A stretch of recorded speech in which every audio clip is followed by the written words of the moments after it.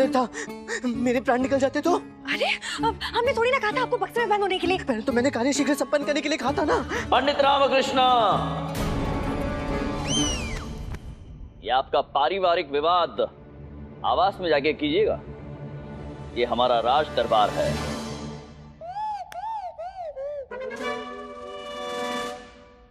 क्षमा करें महाराज। पंडित रामकृष्ण, सर्वप्रथम तो आप ये बताइए कि आप इस बक्से के भीतर क्या कर रहे थे? महाराज पहले आप इनसे ये पूछिए कि पारस मणि संदूक के अंदर क्यों नहीं? हाँ गुरुवर, आप कुछ कह रहे थे। हम कह रहे? हाँ, हम कह रहे थे कि महाराज ये पंडित रामकृष्ण हम सबको धोखा दे रहे हैं। वचन देने के पश्चात भी पारस मणि लेकर नहीं आए और पारस मणि के स्थान पर खुद बैठकर चले आए। गुरुवर, मैं पारस मणि लाता कहाँ से? मेरे पास पारस मणि तो कभी था ही नहीं। अरे मेरे पास तो क्या, पारस मणि जैसी वस्तु होती ही नहीं है, सब काल्पनिक है। क्या कह रहे हैं? हमने जो स्वयं अपने नेत्रों से देखा वो क्या पंडित रामकृष्ण? अच्छा आप बताइए, आप कुएं में स्वर्ण मुद्राएं फेंक रहे थे कि नहीं फेंक रहे थे? फेंक रहा था। आप लोहे की मुद्राओं को स्वर्ण मुद्राओं में परिवर्तित कर रहे थे कि नहीं कर रहे थे? कर रहा था। कर रहे थे, देखा महाराज, मान गए। हाँ पंडित रामकृष्ण, हमने भी स्वयं हमारे नेत्रों से देखा। बहुत सारी स्वर्ण मुद्राएं बिखरी हुई थी, वो सब कहां से आई, कृपया बताइए। मंत्रीवर, लोहे की इस मुद्रा को तो स्वर्ण मुद्रा में मैं अभी भी परिवर्तित कर सकता हूँ। उसके लिए पारस मणि की क्या आवश्यकता है? अभी लीजिए।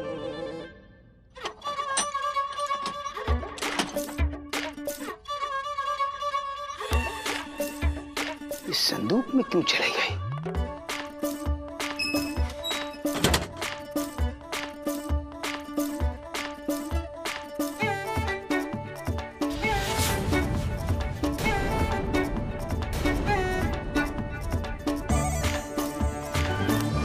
देखा महाराज, देखा देखा, हमने कहा था ना हमने। ये देखिए महाराज, मैंने लोहे की मुद्रा को स्वर्ण मुद्रा में किसी पारस मणि की सहायता से परिवर्तित नहीं किया है। फिर किससे किया? ये तो सुनहरे रंग का प्रताप है। सुनहरे रंग का प्रताप अर्थात? ये देखिए महाराज, लोहे की मुद्रा पर थोड़ा सा सुनहरा रंग लगा दिया और हो गया।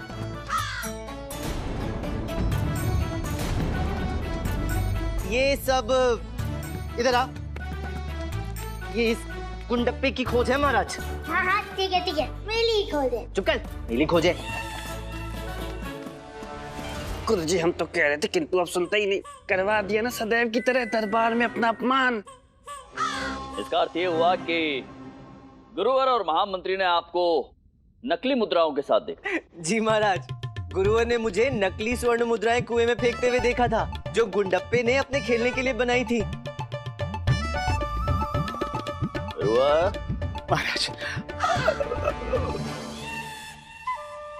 महाराज यदि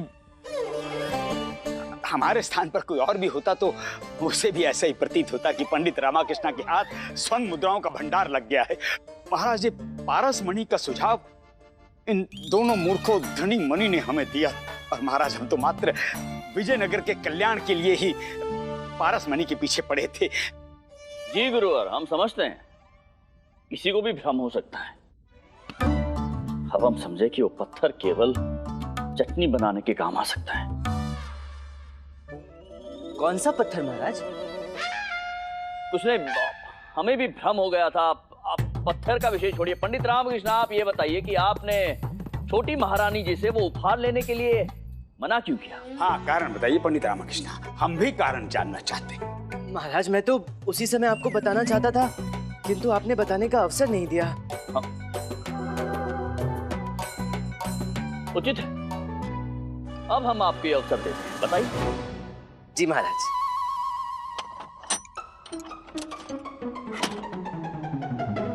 महाराज, धन एक ऐसी वस्तु है जो जितना भी मिले अल्प ही लगता है।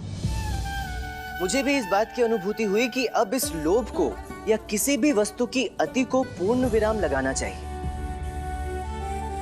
अत्यधिक धन अपने साथ अत्यधिक समस्याएं लेकर आता है महाराज। हमें ज्ञात ही नहीं होता कि धन का लोभ कब हमारे हृदय में स्थान बना लेता है। मुझे भी समय रहते इस बात का आभास हुआ महाराज के मैं लोभी हो रहा हूं और मुझे इस त्रुटि को वश में करने के लिए कुछ करना पड़ेगा। इस कारणवश मैंने धन की पोटली को अस्वीकार कर दिया। अम्मा, अवश्य ये अपरोक्ष रूप से हमारे लिए कह रहे हैं।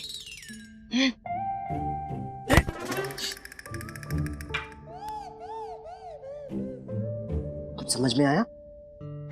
पंडित रामकृष्णा, महाराज। वहाँ शारदा देवी के साथ क्या वार्तालाप कर रहे हैं? कुछ नहीं महाराज, मैं तो बस आपका धन्यवाद कर रहा था।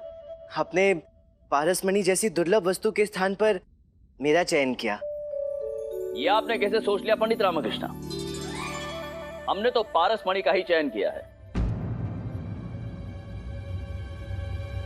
ये जो यहाँ उपस्थित है उस पारसमणि का चयन। जी हाँ, आप ही की बात कर रहे हैं।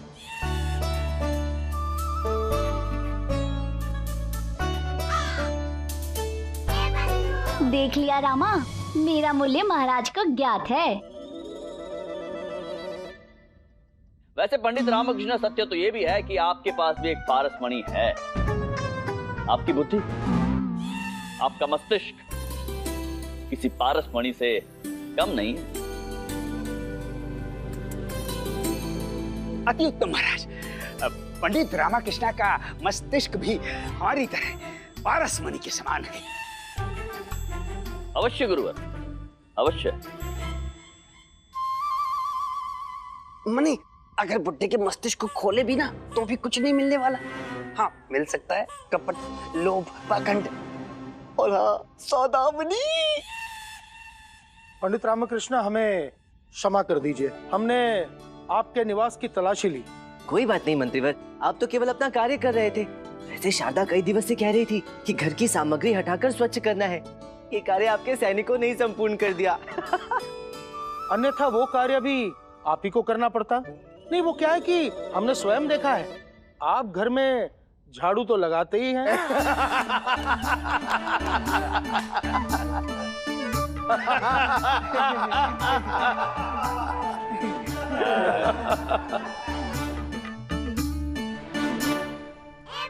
रामा, बहुत सम्मान मिल रहा है। अति किसी वस्तु की अच्छी नहीं होती।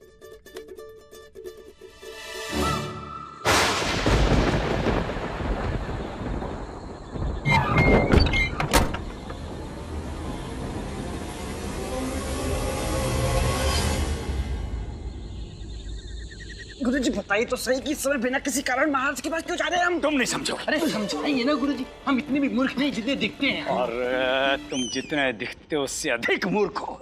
इतना भी नहीं समझते। प्रश्न मत करो और चुपचाप हमारे साथ चलो। देखो, आते जाते महाराज को प्रणाम करते रहेंगे तो महाराज के प्रिय व्यक्ति की सूची में ऊपर ऊपर ऊपर ऊपर रहेंगे।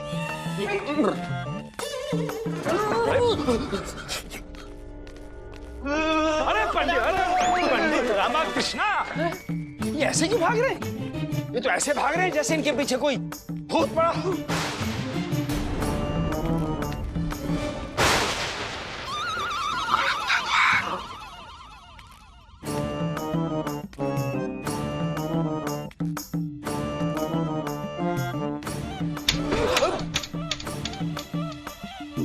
मन ये देख, ये है हमारे महान विद्वान निडर गुरुदेव, जो कि खड़कते द्वार को खड़कते देखकर स्वयं भी खड़खड़ा रहे हैं। धोती संभालिए गुरुजी, डर के कारण ये भी फिसल रही है।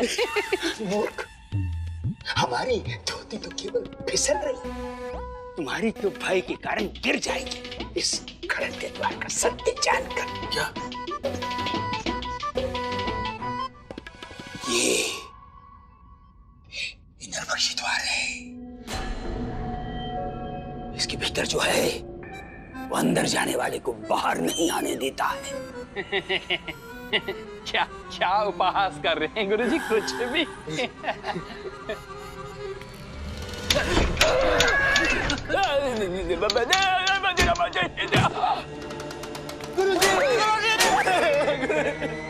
हमने तुम्हें सतर्क किया और तुम हम पर आक्रमण करके हमें भयभीत कर रहे हो। हमने कुछ नहीं किया गुरुजी। चुप मूर्ख, तूने ऐसा प्रयास किया ना तो खड़कते द्वार के भीतर डाल देंगे। देखा गुरुजी, कहा था ना कि हमने कुछ नहीं किया। कि तू आप है कि अब पे विश्वास ही नहीं करते। किसने किया ये दुस्साहस?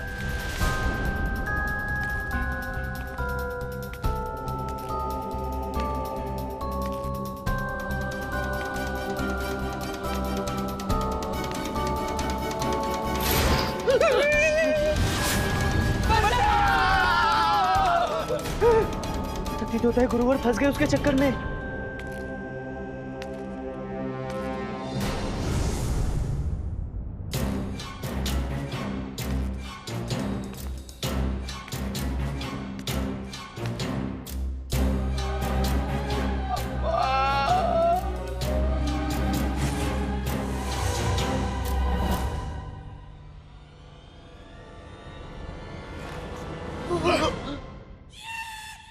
अरे ये क्या? अरे आप तो खेल आरंभ होने से पूर्व ही भयभीत हो गए।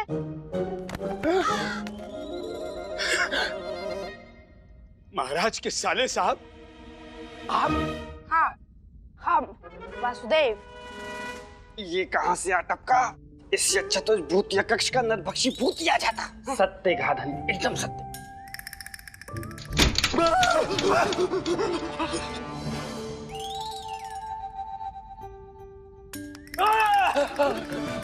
भयभीत मत होइए, आनंद आएगा आपके साथ पिट्ठू का खेल खेलने में। पंडित रामाकृष्ण ने हमें सब कुछ बता दिया है। पंडित रामाकृष्ण ने सब बता दिया? क्या बता दिया? यही कि महल में आप जैसा महारथी कोई नहीं है पिट्ठू के खेल में। ये तो सत्य कहा पंडित रामाकृष्ण ने, हम महारथी हैं। पिट्ठू का खेल क्या होता है? मुझे नहीं पता गुरुजी, आप जानिए, आपको पता है? गुरुजी मैं बताता हूँ। पिट्ठू के खेल में सबसे पहले गेंद से पत्थरों के ढेर पर लक्ष्य साधा जाता है। तत्पश्चात खिलाड़ियों की पीठ पर लक्ष्य साध कर उन्हें गेंद मारकर उन्हें ढेर किया जाता है। इसका आभास तो मैं हो चुका। खेलेंगे ना आप पिट्ठू हमारे साथ?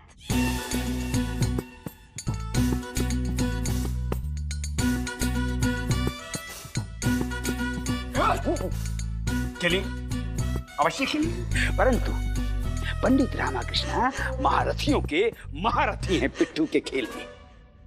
पंडित रामाकृष्ण कहाँ जा रहे हैं आप? यहाँ आइए, आइए, आइए, आइए, आइए।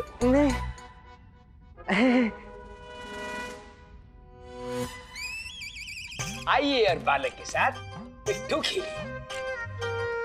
ना ना ना ना ना ना, महाराज के साले साहब हैं, मना नहीं कर सकते हैं। इन्हें अपनी कला सिखाओ। हाँ अवश्य सिखाऊंगा गुरुवर, किंतु मैं तो केवल खेलना जानता हूँ और सिखाने में आपसे श्रेष्ठ और कोई हो ही नहीं सकता, इसलिए तो आपके पास 2-2 शिष्य हैं। ना ना ना ना गुरुवर, महाराज के साले साहब को मना नहीं कर सकते, और फिर आप तो राजगुरु हैं, सिखाना तो आपका धर्म है। हाँ पंडित रामाकृष्ण सही कह रहे हैं। अब तो आपको मुझे खेलना सिखाना ही होगा, अन्यथा। अन्यथा क्या? गुरुजी, इस अन्यथा का गुप्त संदेश समझ रहे हैं गुरुजी? महाराज की तलवार और आपका शीश गए। अच्छे फंसे गुरुजी। तो बताइए ना गुरुवर, आप सिखाएंगे ना इस भोले भाले बालक को? ये और भोला बालक? गुरुवर हाँ हाँ हाँ, कितना भोला बालक है। सिखाएंगे, सिखाएंगे, क्यों नहीं सिखाएंगे, अवश्य सिखाएंगे, इसमें बड़ी बात क्या है। देखा आपने वासुदेव कुमार, हमारे गुरुवर कितने महान हैं। अब तो ये आपको पिट्ठू के दांव सिखाए बिना यहाँ से हिलेंगे भी नहीं, और हम इन्हें हिलने देंगे भी नहीं जब तक कि हमें अपनी तरह सशक्त नहीं बना देते। बहुत अच्छे। अरे अरे धोती संभालने के लिए गुरुजी। आपकी टांग धोती में फंसेगी, आप मुंह की बल। गुरुवर बताइए ना, खेल सीखने के लिए सर्वप्रथम क्या करना होगा? सर्वप्रथम तो अब सर्वप्रथम हमें लक्ष्य साधने के लिए लक्ष्य ढूंढना होगा। हाँ, लक्ष्य ढूंढना होगा। लक्ष्य ढूंढना होगा, लक्ष्य ढूंढते हैं। ढूंढना होगा लक्ष्य। पंडित रामाकृष्ण, लक्ष्य। यदि ये गेंद इस नरभक्षी कक्ष में चली गई तो सारी बला से मुक्ति मिल जाएगी।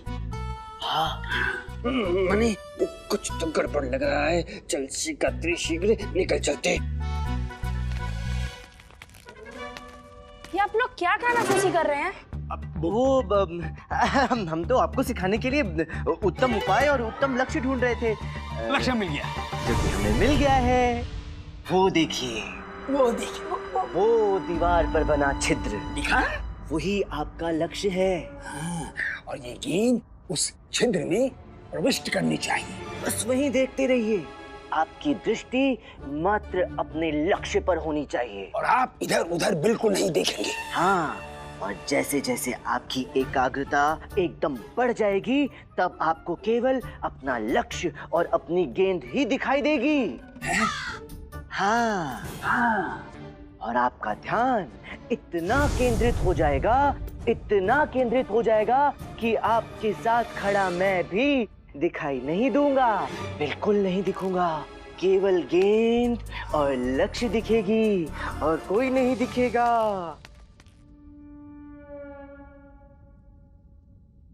नहीं दिखाई दे रहा, अर्थात हमारा ध्यान में एकाग्रता बढ़ रही है।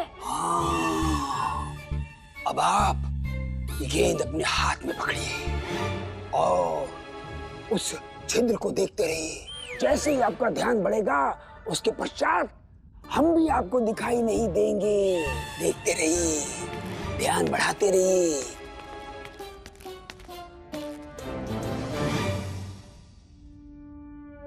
दोनों नहीं दिखाई दे रहे, अर्थात हम इस क्रीड़ा में पारंगत हो गए हैं। बच गए धनी, बच गए। देखा हम कितने चतुर हैं, कितनी चतुराई से बचकर निकल आए। परंतु बालक कैसे बचेगा गुरुजी? अर्थात गुरुजी आप उसे खड़कते द्वार के पास छोड़ आए, कहीं वो बालक द्वार के अंदर प्रवेश कर गया तो?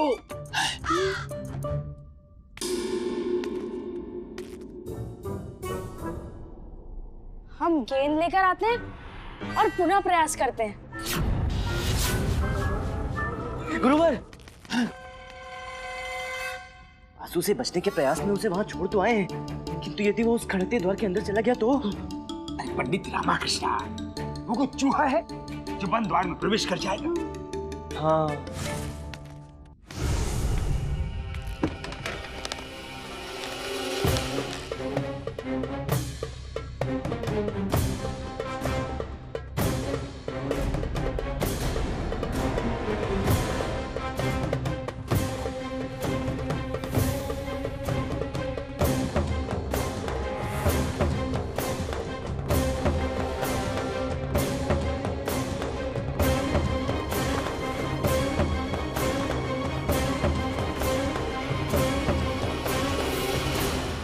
जाएगी कि वो गंदी सी गेंद जाएगी बंद द्वार में, हमें मुक्ति मिल जाएगी।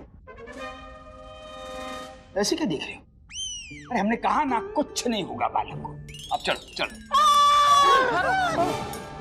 कुछ तो हो गया है। हम देखते हैं। हाँ।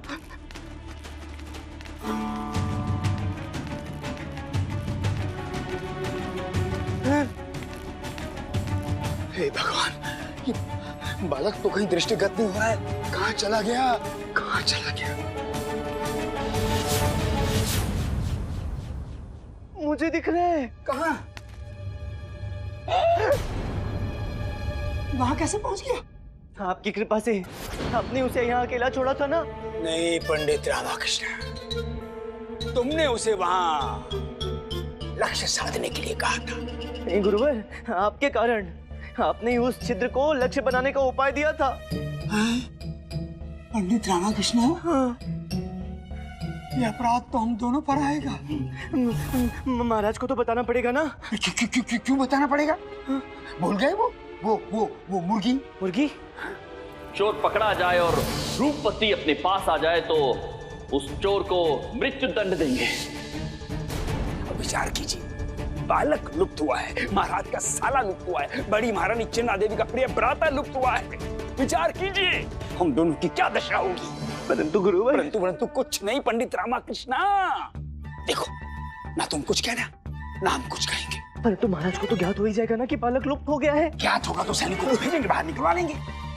तो मोतिया कक्ष है, यदि उस बालक को कुछ हो गया तो? पंडित रामाकृष्ण, ये भूत कुछ नहीं होता है। गुरुजी कुछ समय पहले तो आप कह रहे थे कि इस भूतिया कक्ष में जो जाता है वो वापस नहीं आता। मूर्ख हो तुम दोनों, चुप रहो। पंडित रामकृष्ण, भूत वूत कुछ नहीं होते हैं। हाँ हाँ हाँ गुरुवर, भूत भूत कुछ नहीं होते हैं। हाँ, सत्य है पंडित रामकृष्ण का, भूत वूत कुछ नहीं होता है। कुछ नहीं होता है। अब तो चलें? चलिए। हाँ चलो। चलिए चलिए।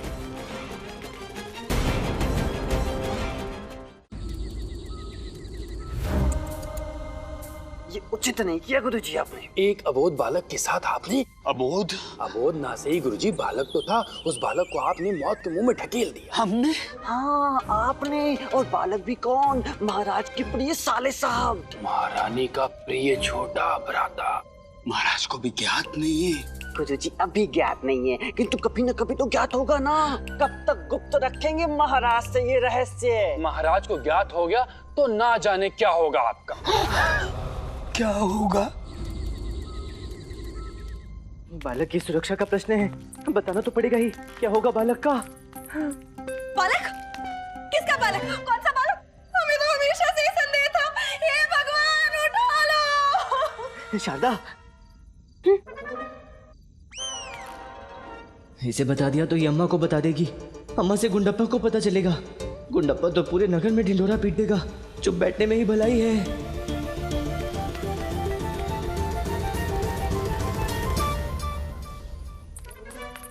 जो सदैव हमें मौन कराते हैं, आज स्वयं ही मौन कर लिया। बताइए बताइए क्या बात है?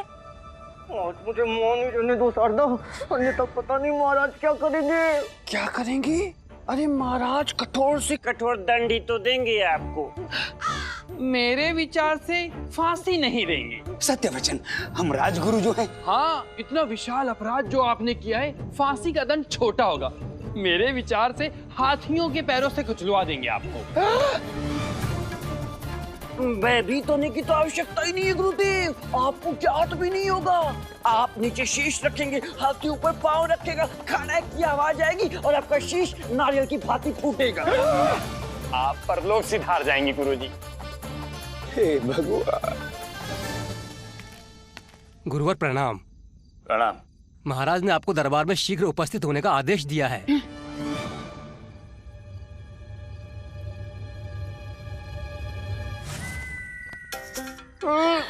महाराज का संदेश है, अभी के अभी लाजमहल पहुंचना है।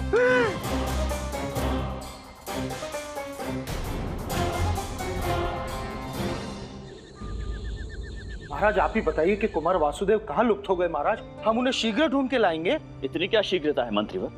महाराज, अब इतनी शीघ्रता क्यों कर रहे हैं मंत्रीवर? कहीं कोई त्रुटि हो गई तो? हमें कुमार वासुदेव अत्यंत प्रिय है, बता रहे हैं हम। आप निश्चिंत रहिए महाराज, कोई त्रुटि नहीं होगी। आप सिर्फ ये बताइए कि वो कहाँ लुप्त हो गए थे, हम स्वयं उन्हें ढूंढ के लाएंगे महाराज। अद्भुत। तो खड़कते हुए द्वार वाले उस नरभक्षित कक्ष में हैं कुमार वासुदेव। जाइए जाइए और लेकर आइए उन्हें।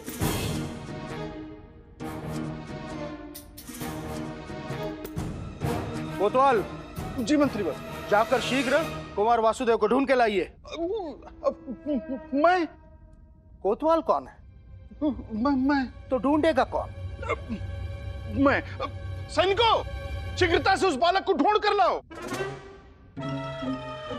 सैनिकों! आप सभी को ज्ञात है कि क्या हुआ है? समस्या कितनी गंभीर है? ये प्रश्न हमारे कुमार वसुदेव का है, हमारे वसुदेव का। और अब हमें प्रतीत होता है कि हमारे पास और कोई विकल्प नहीं बचा है। उस खड़कते हुए द्वार को खोलने के अतिरिक्त। परंतु प्रश्न यह है कि उस कक्ष में, यहां से आज तक कोई भी लौटकर पुनः नहीं आया है, उस कक्ष में जाएगा कौन?